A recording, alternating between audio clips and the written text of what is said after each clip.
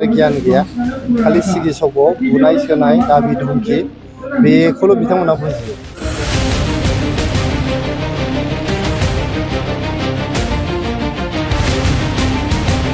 जोंथ' सिगिग्रा मानसि नङा, बुग्रा मानसि नङा, जोंनावथ' हाथियार गैया। जों जाबाय सिम्पोल गरिब दुखिया न'खरनिफ्राय फैनाय जों माने लाइमोनफोर बा मानसिफोर जोङो सिगि सग' खालामनानै भट लानो हानाय नङा। बे BPFनिसो कालचार।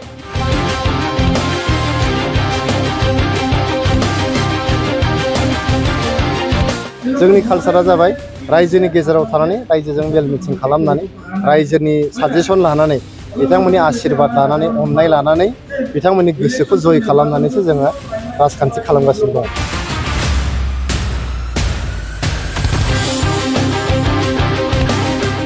बिसोरनाव माने मोनसे गणतान्त्रिक सिन्ताधारा बिथांमोनाव गैया। सुबुं दाराखान्थिनि सायाव बिसोरहा बांद्राय गियान गैया। खालि सिगि सग'आव बुनाय सोनाय दाबि धमखि बेखौल' बिथांमोना बुजियो। जों जाबाय मोनसे गणतान्त्रिक बा सुबुं दाराखान्थियाव फोथायग्रा मोनसे हान्जा। जेब्लानाखि नोङो सुबुं दाराखान्थियाव फोथायगोन होमबा मेल मिटिं खालामनांगोन, रायजोफोरखौ बुजायहैनांगोन, रायजोफोरनि गोसोखौ जोङो जय खालामनांगोन, होमबासो जों भट मोननो हागोन। जोंथ' सिगिग्रा मानसि नङा, बुग्रा मानसि नङा, जोंनावथ' हाथियार गैया। जों जाबाय सिम्पोल गरिब दुखिया न'खरनिफ्राय फैनाय जों माने लाइमोनफोर बा मानसिफोर जोङो सिगि सग' खालामनानै भट लानो हानाय नङा। बे BPFनिसो कालचार।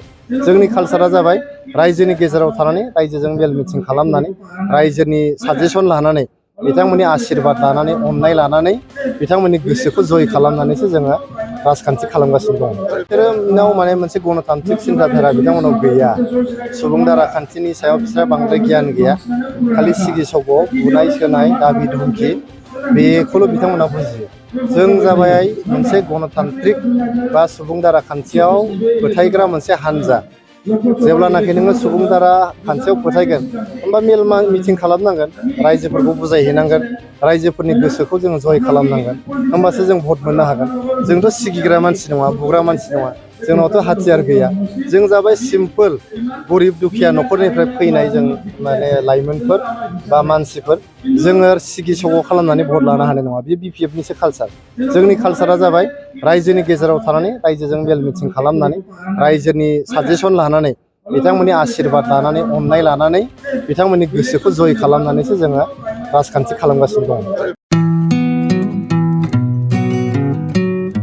मोनसे फोसावथाय नोंथांमोननि थाखाय मोनसे गोजोनथाव खौरां लानानै फैदों। चिरां जिल्लानि सिङाव थानाय काजलगावनि सिफुं हटेलखौ गुवाहाटी नोगोरनि साखाथियाव थानाय सानसारियाव गोदानै मोनसे सिफुं हटेल ब्रान्च खुलिनाया नोंथांमोननि थाखाय गोजोनथाव खौरां लानानै फैदों। नोंथाङाबो जुदि गुवाहाटीयाव थायोब्ला एबा गुवाहाटी नोगोराव दावबायहैनाय समाव बर'नि दोरोङारि ओंख्रिखौ जानो लुबैयोब्ला गुवाहाटी नोगोरनि साखाथियाव थानाय सानसारियाव गोदानै बेखेवनाय सिफुं हटेलाव थांनानै जाहैनो हागोन। बे सिफुं हटेलाव नोंथाङा बाङाय बेसेनावनो बर'नि गोबां गुबुन गुबुन दोरोङारि जाग्रा ओंख्रिफोरखौ मोननो हागोन। अनला दाउ, सबाय दाउ, अमाजों नारजि, मैथा अमा, ना बाथोन, थारुन ना, थारुन अमा आरो गोबां बायदि बायदि बर'नि ओंख्रिखौ बे बर'नि सिफुं हटेलाव मोननाय जायो। सोरबाफोर जुदि बे सिफुं हटेलाव बर'नि संनाय खावनायखौ जानो थाखाय सिगांग्रो अर्डार हरनोब्ला नैबे 9864747796 9954772037 जामबुं नम्बराव कल खालामनानै बुकिं खालामहरनो हागोन।